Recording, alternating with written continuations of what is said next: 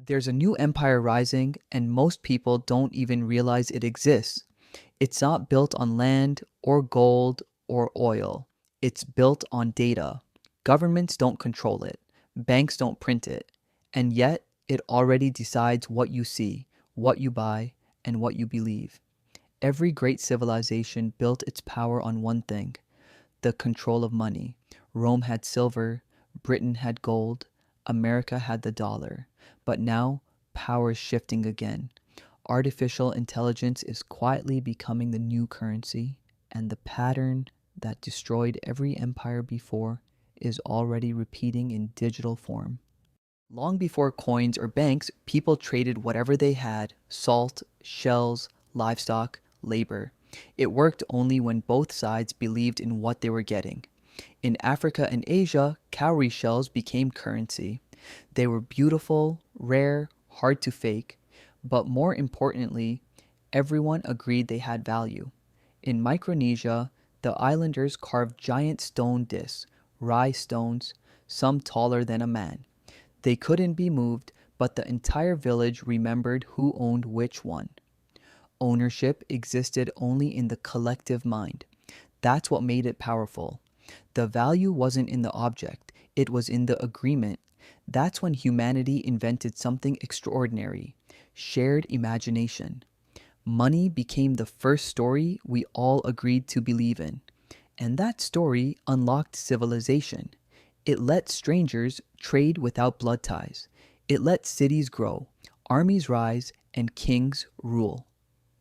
But with belief came something dangerous: the temptation to control the story.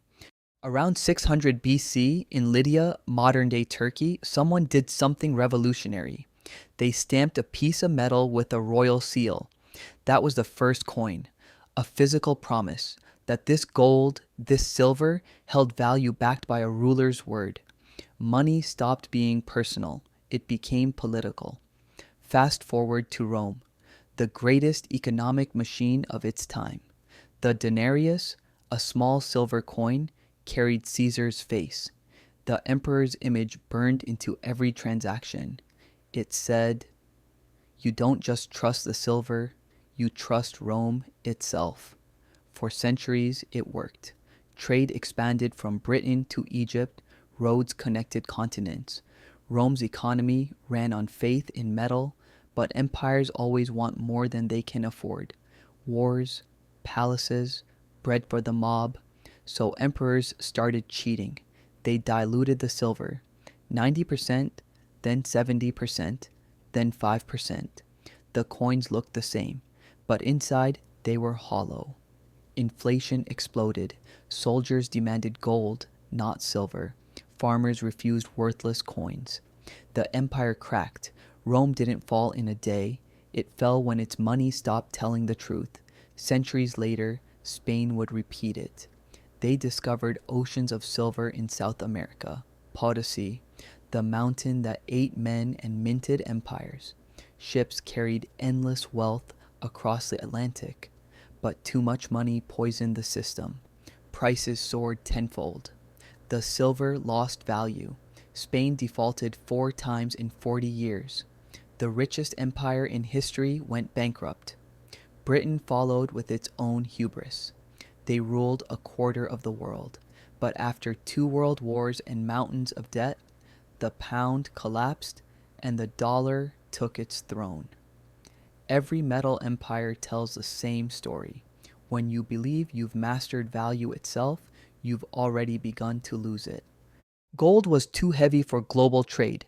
Merchants needed something lighter, something you could carry, copy, lend. Enter paper money, born in the 11th century China during the Song dynasty. Traders carried slips of paper stamped with imperial seals, redeemable for gold or goods. It worked until officials printed too many. Inflation hit. The dynasty crumbled. Europe learned fast. Banks in Venice, Amsterdam, and London created bills of exchange, pieces of paper backed by gold locked in vaults. The promise was elegant. You don't need the gold itself, just the paper that represents it. But paper changed everything, because if you can create paper, you can create debt. That's when banking turned into alchemy. You deposit one gold coin, the bank lends out 10 on paper. Everyone's rich until everyone asks for their gold back. The pattern continued for centuries. From the Dutch East India Company to Wall Street, money multiplied faster than meaning. Every note, every check, every bond whispered the same illusion. There's real value somewhere behind this. But most of the time, there wasn't. The Industrial Revolution didn't just build factories, it industrialized finance. Britain ruled global trade through the gold standard. Every pound was worth a fixed amount of gold. It made British money the backbone of the world economy. But wars drain gold, and the world went to war twice. By 1944, after millions dead and trillions spent, a new system emerged. Bretton Woods. The US dollar became the new anchor, worth $35 per ounce of gold. Every nation tied its currency to it. For a while, it worked. Trade boomed. America's factories glowed. Confidence in the dollar was absolute. But by the 1960s, the US was spending far more than it had on Vietnam, on welfare, on the illusion of endless growth. Other countries noticed. They started demanding gold in exchange for their dollars. The vaults began to empty. And in 1971, President Nixon made a fateful announcement. The United States will no longer convert dollars to gold.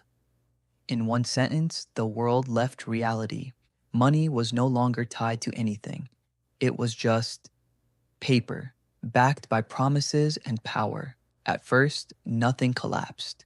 People kept working, trading, spending, but the foundation had shifted. The new rule was money is whatever the government says it is. Debt exploded, inflation became permanent, and the world adapted to the illusion. We called it progress. By the late 20th century, we stopped using cash. Money became data. Swipe a card, type a PIN, click a button, value moved across invisible wires. Nothing physical changed hands. Banks turned into servers. Corporations became new nations. The economy became code. But digital convenience came with a price: distance. The further we got from physical money, the easier it became to manipulate. 2008 proved it. The global economy crashed under the weight of its own lies. Subprime loans, credit bubbles, speculation built on speculation. And when the dust settled, governments did what they always do. They printed trillions in new money. Debt stacked higher, trust sank lower. Then, in the ashes of that collapse, an anonymous message appeared online. A single file. Bitcoin, a peer-to-peer electronic cash system. Satoshi Nakamoto's creation wasn't just a currency, it was a rebellion. It said, don't trust banks, don't trust states, trust math. Bitcoin's code enforced scarcity, transparency, and independence. No one could debase it. No emperor, no president. It was the purest return to the original idea of money, value built on shared belief. But like every revolution, the system absorbed it. Crypto turned into a new gold rush. Speculation replaced purpose. And once again, the powerful took over. Now, the same banks that once feared crypto are building their own digital coins. Governments are creating CBDCs, central bank digital currencies, programmable, traceable, controllable. Money, once private, is becoming a surveillance tool, convenient but not free. For centuries, money measured what humans made. Now it measures who humans are. Artificial intelligence doesn't trade gold or paper, it trades information. Every click, every search, every heartbeat you share with your smartwatch, it's currency. You give it freely, and in return, algorithms feed you what you want, learn what you fear, predict what you'll buy. That's a new economy, attention and prediction, and it's worth trillions. The richest companies on earth, Google, Meta, Amazon, Tencent, aren't resource empires, they're data empires. Their wealth isn't stored in vaults, it's stored in you, your habits, your emotions, your digital shadow. And now, AI is turning that data into power. AI doesn't need borders, it doesn't need sleep, it doesn't need trust because it creates it. When you ask a chatbot for advice, it's not selling you a product, it's shaping your decision. And every decision is value. AI is quietly replacing money with something deeper: influence. If gold was trust in metal and paper was trust in government, then AI is trust in machines. It's not science fiction, it's happening now. Your feed, your prices, your job offers, all determined by invisible algorithms deciding what you're worth. Money is no longer about exchange, it's about control. Every civilization believes it's the exception, that this time the pattern will break, but history doesn't care. It's math. Every monetary revolution follows the same 7 beats. A new system is born from trust. Growth explodes, greed infects it, inflation erodes it, trust collapses, something new rises. The cycle repeats. Rome had its silver, Spain had its gold, Britain had its credit. We had our dollars. Now, AI is building its own empire, one made not of soldiers or ships, but servers and models.